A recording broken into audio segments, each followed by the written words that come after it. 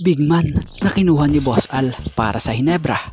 Eto't ngayon nakuha na ng TNT at mismong si TNT team manager Jojo Lastimosa ang nag-announce sa kanila mismong Christmas party pa. At tuluyan ang nagpaalam sa SMB si Kit Jimenez at ano itong bagong kopo ng paglalaroan niya. So yan nga ang ating mga tatalakayin. So tuluyan ang binitiwan ng SMB si Kit Jimenez. Marami ng mga SMB fans na rin at maging Kit Jimenez fans ang nalungkot ng isa si Kit Jimenez sa player na binitiwan ng SMB. Sa mga hindi nakakaalam ang 5'11" guard na si Kit Jimenez aka T-Rex nakuha ng SMB bilang pang 76 overall pick sa season 48 rookie draft ng PBA. Pero bago ito nakatungtong sa PBA ay una siyang nakilala sa Mavs Phenomenal Basketball na isang basketball development program. Bukod dyan, nakapag-MPBL muna siya para maglaro sa team ng Sarangani Marlins, Davao Occidental Tigers, Coco Life, and Jensen Warriors. At bago siya tuluyang sumampa sa PBA, si Kit Jimenez ang isa sa naging crowd favorite sa SMB. So sayang dahil limited minutes nga lang yung nabibigay sa kanya rito dahil sa loaded na rin talaga sa guard ang team na ito So bagamat tuluyan na siyang nawala sa SMB, tinanaw pa rin naman ni Kit Jimenez na naging malaking parte ng pangarap niya yung nagawa sa kanya ng SMB. Yung napick siya sa PBA at nakapaglaro pa sa PBA, bukod dyan, naranasan niya rin ang makapagkampiyon as a pro player at dito yon sa PBA. Kaya naman yung labis na pasasalamat ni Kit Jimenez para sa SMB ay siya nga pong inilahad niya o inilatag niya sa kanyang IG post at ito yon.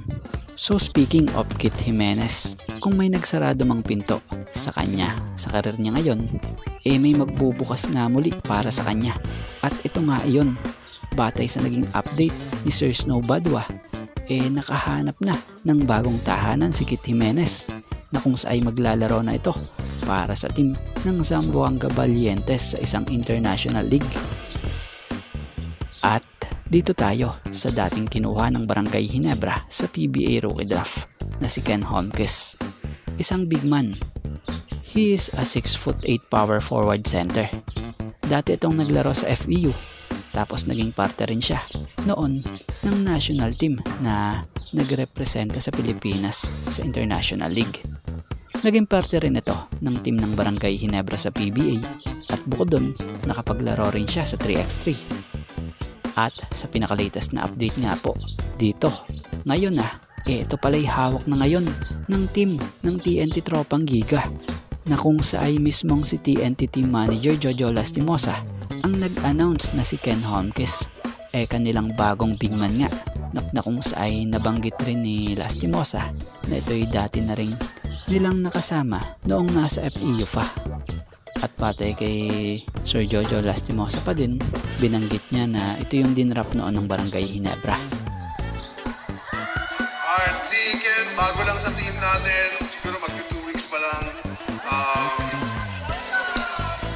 Pangalan niya si Ken Holmquist, dinrap siya ng Hinebra, tapos kinuha natin para sa team natin. Galing siyang FEU, so kasama ko na siya sa FEU for a long time, kami nila Coach Josh. So, hindi siya stranger sa amin. Mukhang mistiso lang yan, pero Bisaya to. Say something. Kumusta kayo?